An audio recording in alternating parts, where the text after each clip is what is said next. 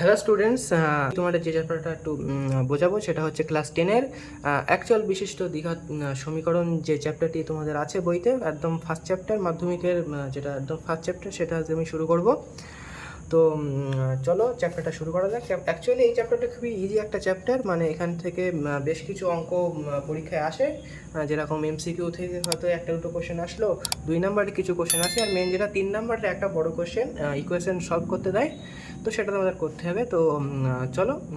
তো অ্যাকচুয়াল বিশিষ্ট দ্বিঘাত সমীকরণ যে চ্যাপ্টারটা, সেটা হচ্ছে আগে আমাদের বুঝতে হবে যে সমীকরণ কী জিনিস। তো আমরা ক্লাস 9-এ পড়েছিলাম, যখন এক্সের সাথে কোনো সংখ্যা যোগ হবে, অথবা ধরো আমি এখানে লিখলাম এক্স প্লাস 1, ঠিক আছে।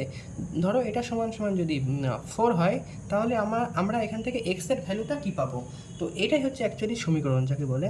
তো আমি যদি এখান থেকে সলভ করতাম, তাহলে দেখো এখান থেকে এক্স সমান সমান 4 - 1, মানে পক্ষান্তর করে যেটা আসতো, এখানে এক্স ইকুয়াল টু 3 হবে, মানে এক্সের ভ্যালুটা যেটা আসবে সব 3 হবে। তো এই ধরনের অঙ্ক আমরা ক্লাস 7-8-এ অনেক করেছি, ক্লাস 9-এও এটা নিয়ে একটা অনেক বড় চ্যাপ্টার ছিল। তো অ্যাকচুয়ালি সেখানে ছিল হচ্ছে একটা চল ছিল ঠিকই আছে, কিন্তু এখানে সমস্যাটা হচ্ছে চ্যাপ্টারটায়, যে এখানে একটা চল তো থাকবেই, তার সাথে ঘাত মানে পাওয়ার থাকবে ডবল, ঠিক আছে। তো আমরা সেরকম অঙ্ক এখানে সলভ করার চেষ্টা করব। তো দেখো অ্যাকচুয়ালি ধরো এক্সের মাথায় যখন আমরা এর ঘাত যখন 2 করে দেবো, তখন সেটাকে আমরা বলবো এক্স স্কোয়ার। এবং আমি যদি এর সাথে কোনো একটা কিছু একটা ইকুয়েশন যদি আমি এখানে তৈরি করি, ধরো x square minus 1 equal to যদি আমরা 0 করি, তো এখান থেকে আমরা এই ধরনের ইকুয়েশনটাকে আমরা বলবো হচ্ছে অ্যাকচুয়াল বিশিষ্ট দ্বিঘাত সমীকরণ। তো আমরা এই ধরনের ইকুয়েশন কীভাবে সলভ করতে হয়, সেটাই আমরা এই চ্যাপ্টার থেকে মূলত শিখব, ঠিক আছে। এখানে এই চ্যাপ্টারটা অনেক ইন্টারেস্টিং চ্যাপ্টার, এখান থেকে এই ধরনের অঙ্কগুলি সলভ করতে হয় পরীক্ষা, এই ধরনের অঙ্কগুলি বেশিরভাগ দেবে। তো অ্যাকচুয়ালি আগে আমাদের কিছু জিনিস বুঝতে হবে, সেটা হচ্ছে 1 নাম্বার বীজ। তো বীজ কী জিনিস? বীজ হচ্ছে অ্যাকচুয়ালি যেটাকে আমরা ইংলিশে বলবো রুট। মানে আমরা কোনো ইকুয়েশন যখন আমরা সলভ করার পরে এক্সের যে ভ্যালুটা আসবে, তখন আমরা সেটাকে বলবো রুট, সেটাকে আমরা তখন বলবো রুট। তো এইবার আরেকটা আমাকে জানতে হবে, যেটা হচ্ছে সিদ্ধ করা বলতে স্যাটিসফাই করতে পারা, মানে যখন কোনো ইকুয়েশনের রুট বেরোবে, সেই রুট দিয়ে আমরা যখন কোনো ইকুয়েশনের মানে কোনো যেটা এক্সের ভ্যালু, আমি যদি এখানে যে এক্সের ভ্যালু যেটা আসবে, সেখানে যদি আমি রুটটা ইনপুট করে দিই, তাহলে যখন যদি সেই সমীকরণটা সিদ্ধ করে, তাহলে আমরা বলবো যে সেটা হচ্ছে ওই সমীকরণের বীজ। আর দেখো অ্যাকচুয়ালি এবার একটা জেনারেল ফর্ম আমি এখানে লিখছি, a x square plus b x plus c equal to 0। Actually এই যে ইকুয়েশনটা আমি এখানে লিখলাম, এটাই হচ্ছে মূলত অ্যাকচুয়াল বিশিষ্ট দ্বিঘাত সমীকরণের একটা রূপ, মানে যেটা আমরা সহজে ইউজ করি, যেখানে একটা এক্স স্কোয়ার সংক্রান্ত টার্ম থাকবে, একটা এক্স টার্ম থাকবে, আর একটা ধ্রুবক থাকবে। মানে একদম যেটা ফার্স্ট টার্ম, সেটা প্রথমে পাওয়ার থাকবে, তারপরে টার্মের মানে কোনো পাওয়ার থাকবে না, মানে পাওয়ার থাকবে মানে প্রথমটা দ্বিঘাত থাকবে, তারপর একটা একঘাত থাকবে, তারপর একটা কোনো ঘাত থাকবে না। অ্যাকচুয়ালি এক্সের পাওয়ার 0 হবে প্রথমটার ক্ষেত্রে। এক্স স্কোয়ার যখন এখানে আছে, এখানে এক্স স্কোয়ারের যে সহগ, মানে এক্স স্কোয়ারের যে সাথী সঙ্গী আছে, সে হচ্ছে এ। দ্বিতীয়টার ক্ষেত্রে যে এক্সের যে সহগ, সে হচ্ছে বি এক্সের যে সহগ বা সাথী, সেটা হচ্ছে বি। আর তৃতীয় ক্ষেত্রে এখানে আমরা হয়তো এক্স দেখতে পাচ্ছি না, কিন্তু হ্যাঁ এখানে এক্স আছে, সেটা হচ্ছে এক্সের ভ্যালু, মানে এক্সের পাওয়ার 0, এটা 0। তো এটাই হচ্ছে মূলত আমাদের অ্যাকচুয়াল বিশিষ্ট দ্বিঘাত সমীকরণের একটা রূপ। তো এবার আমাদের একটা কথা মনে রাখতে হবে, ধরো এখানে আমি যদি একটা ইকুয়েশন লিখলাম, a x square plus b x plus c equal to 0। আমি যদি এই ইকুয়েশনটা সলভ করি, তবে আমার এখানে এক্সের যে রুট আসবে, মানে এক্সের যে বীজ আসবে, ভ্যালু আসবে, সেটা 2 হবে। মানে অ্যাকচুয়ালি শর্তটা হচ্ছে, কোনো ইকুয়েশনে যেটা চলরাশি থাকবে, মানে ভ্যারিয়েবল যেটা থাকবে, সেটার পাওয়ার যা হবে, সেই এক্সের ভ্যালু, মানে সেই চলরাশির ভ্যালু সেটাই আসবে। এখানে এক্সের পাওয়ার 2 আছে, মানে এখানে এক্সের যে ভ্যালুটা আমরা বেরোবে, সেটা কিন্তু 2 ভ্যালু বেরোবে, ঠিক আছে। আমি যদি এখানে এক্সের কিউব সংক্রান্ত কোনো টার্ম যদি আমি এখানে লিখি, তাহলে আমার এখানে এক্সের ভ্যালু কিন্তু 3টে বেরোবে, এক্সের যে 3টে ভ্যালু আসবে। তো আমাদের মেন বক্তব্য হচ্ছে আমাদের এই টার্মে আমরা এখন যাব না, আমরা মূলত এই চ্যাপ্টারে এই ধরনের ইকুয়েশন সলভ করা শিখব। তো প্রথমে ধরো তোমাদের একটা ইকুয়েশন আমি এখান থেকে দেখাচ্ছি। তো দেখো এখানে আমি একটা লিখেছি, একটা অ্যাকচুয়াল বিশিষ্ট দ্বিঘাত সমীকরণ, যেখানে এক্সের যেটা পাওয়ার আছে সেটা 2, এবং এটা একটি অ্যাকচুয়াল, মানে এখানে এক্স ছাড়া অন্য আর কোনো চলরাশি নেই। তো এই ধরনের ইকুয়েশন আমরা এবার সলভ করা শিখবো। তো দেখো মূলত এই ধরনের ইকুয়েশন সলভ করতে গেলে আগে আমরা দেখতে হবে যে এইটা উৎপাদকের বিশ্লেষণ হচ্ছে কিনা। তো উৎপাদকের বিশ্লেষণ করতে গেলে আমরা ক্লাস 8-এ শিখেছিলাম যে হচ্ছে কোনো এরকমটা কোনো একটা যে রাশি থাকে আমরা সেটাকে মিডিল ফ্যাক্টরে ব্রেক করার চেষ্টা করব। তো দেখো এখানে আমি এটাকে মিডিল ফ্যাক্টরে ব্রেক করার চেষ্টা করছি, তোমরা একটু দেখো। আশা করছি সবাই এখানে মিডিল ফ্যাক্টর জানো, আর যদি না জানো আমাকে কমেন্ট করে জানাও। আমি মিডিল ফ্যাক্টর নিয়ে আমি একটা ডিটেলসে একটা ভিডিও তোমাদের জন্য বানিয়ে দেবো, কোনো সমস্যা নেই। তো দেখো এখানে এটা মিডিল ফ্যাক্টর করলে এটা এখান থেকে এরকমভাবে চলে আসবে, যেটা 2x² + 9x - 4x - 18 = 0। এখান থেকে দেখো এখান থেকে আমি x কমন নিচ্ছি, তাহলে পড়ে থাকবে 2x + 9। এখান থেকে আমি যদি 2 কমন নেই, -2 কমন নেই, তাহলে এখান থেকে পড়ে থাকবে 2x + 9। তো এখান থেকে টোটাল থেকে আমি যখন 2x + 9 কমন নেব, তখন এখানে পড়ে থাকবে x - 2। তার মানে আমাদের মূলত কোনো একটা ইকুয়েশন সলভ করার জন্য আমাদের আগে সেটাকে উৎপাদকে বিশ্লেষণ করতে হবে। কখন করতে হবে? আগে দেখতে হবে যে কোনো একটা ইকুয়েশন বা কোনো একটা সমীকরণে যদি ডান দিকে শূন্য থাকে তখনই কিন্তু এই পদ্ধতি ফলো হবে, কিন্তু তাছাড়া কিন্তু হবে না। বা আমার ডান সাইডে শূন্য করার জন্যে আর ডান সাইডে শূন্য করার জন্যে যদি ডান সাইডে কোনো সংখ্যা থাকে সেটাকে আমরা বাঁ সাইডে এনে বিয়োগ করে আমরা ওইদিকে শূন্য এনে অঙ্কটা করার চেষ্টা করব। তো দেখো আমরা যখন অঙ্কটা এ অবধি করে ফেলেছি, এরপরে দেখো এখান থেকে আমরা জানি যে যদি কোনো দুটো রাশির গুণফল যদি শূন্য হয় তাহলে আমরা জানি তারা একে অপরের সাথে পৃথক পৃথক হবে, শূন্য হবে। তার মানে যদি আমি লিখি 2x + 9 = 0 হবে, পরের লাইন লেখা যায় এখান থেকে x - 2 = 0 হবে। তো এখান থেকে আমরা এবার এটা সলভ করব। এখানে x = এটা হবে 2x হবে -9, এখান থেকে হবে x = -9/2। এখান থেকে x এটা হবে 2। তো এবারে দেখো, তো আমি এক্ষুনি যেটা বলছিলাম যে কোনো একটা দ্বিঘাত সমীকরণ, মানে এই চ্যাপ্টারে মূলত আমরা দ্বিঘাত সমীকরণ নিয়ে আলোচনা করবো। তো দ্বিঘাত সমীকরণের প্রত্যেকটা ক্ষেত্রে যেটা ভ্যারিয়েবল থাকবে, সেই ভ্যারিয়েবলের যে ভ্যালুটা আসবে সেটা সবসময় দুটো ভ্যালু আসবে। দুটো একই ভ্যালুও আসতে পারে, দুটো আলাদা ভ্যালুও আসতে পারে, একই ভ্যালু কিন্তু সাইন আলাদা এরকমও আসতে পারে, ঠিক আছে? তো আমরা এখানে সমস্ত কিছুর ভ্যালু দুটো আসবে যদি পাওয়ার 2 থাকে। তো আমরা যদি এই ধরনের কোনো অঙ্ক আমাদের থাকে, তো এই ধরনের অঙ্ক আমরা এরকমভাবে সলভ করতে হবে। এটা হচ্ছে বেসিক পদ্ধতি। এবার এখানে বইতে অনেকগুলো অঙ্ক দিয়েছে, আমি তোমাদের বইটা একটু দেখাচ্ছি। এখানে উদাহরণে অনেকগুলো অঙ্ক এখানে দিয়েছে। এখানে যেমন দেখো এই সমস্ত অঙ্কগুলো যেখানে আছে, এই সমস্ত অঙ্কগুলো এখানে সমস্ত কিছু বলে দেওয়া আছে। মানে এখানে জাস্ট কিছুই করিনি, মানে দেখো সব অঙ্ক তো মিডল ফ্যাক্টরে হবে না, কিছু কিছু অঙ্ক একটু করতে হয় এ করে। এখানে দেখো এই অঙ্কটা সলভ করেছে, এখানে সলভ করে এখানে দেখো এখানেও কিন্তু এরা এক্সের দুটো ভ্যালু কিন্তু এখানে বার করেছে। প্রত্যেক ক্ষেত্রে অঙ্কটা আলাদা আলাদা নিয়ম আছে।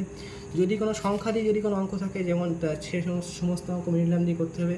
দেখো এখানে এই অঙ্কটা করেছে, এখানে এই অঙ্কটা ক্ষেত্রে এরা এখানে কিছু এটে ধরে নিয়ে এখান থেকে কিছু এটে ধরে নিয়ে এই অঙ্কটা এখানে সলভ করেছে। সলভ করে এখান থেকে এফডি চলে আসছে, এখানেও কিন্তু এরা এখানে দুটো ভ্যালু এরা কিন্তু এরা এখান থেকে পেয়ে যাচ্ছে, ঠিক আছে?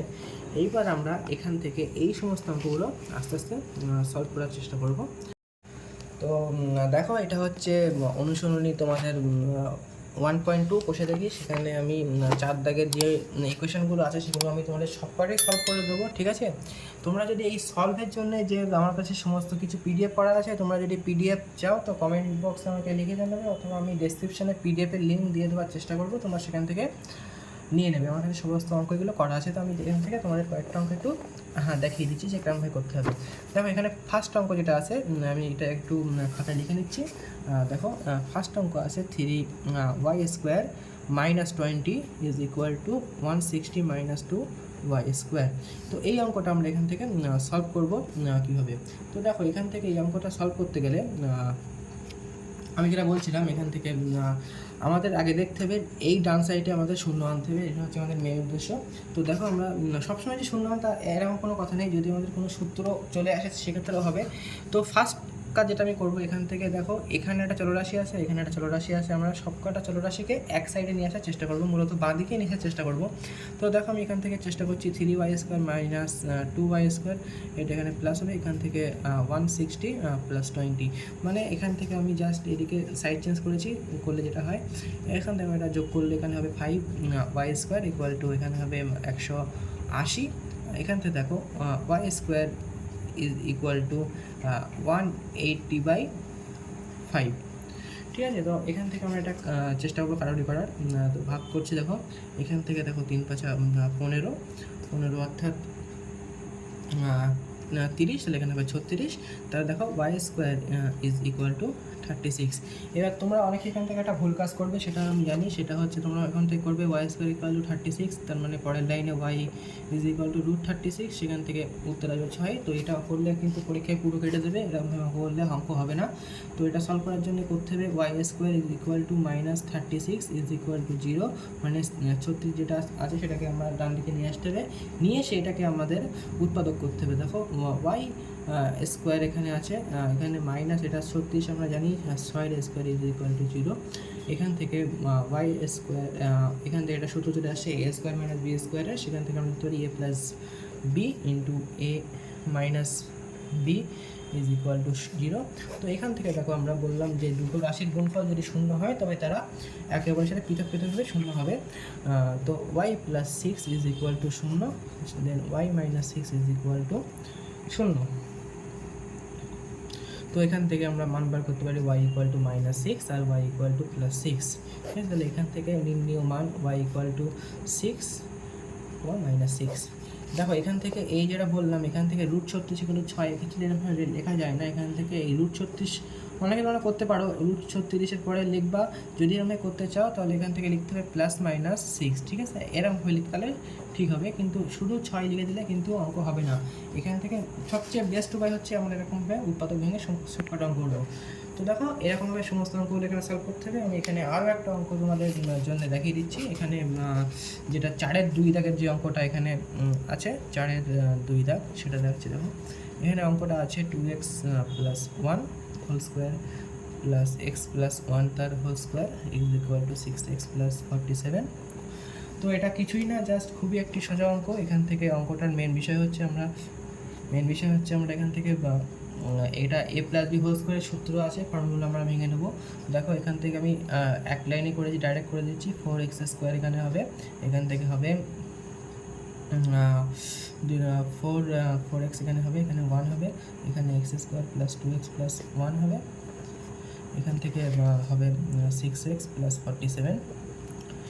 এবার দেখো এখান থেকে এখানে আমরা সমস্ত কিছু এদিকে নিয়ে চলে আসবো। দেখো 4x², দেখো এখানে 4x² আছে, এখানে একটা x² আছে, তাহলে এখানে হবে 5x², এখানে আছে 4x, এখানে +2x, তাহলে হবে +6x, এখানে +1 তাহলে হবে +2 ইকুয়াল টু 6x + 47।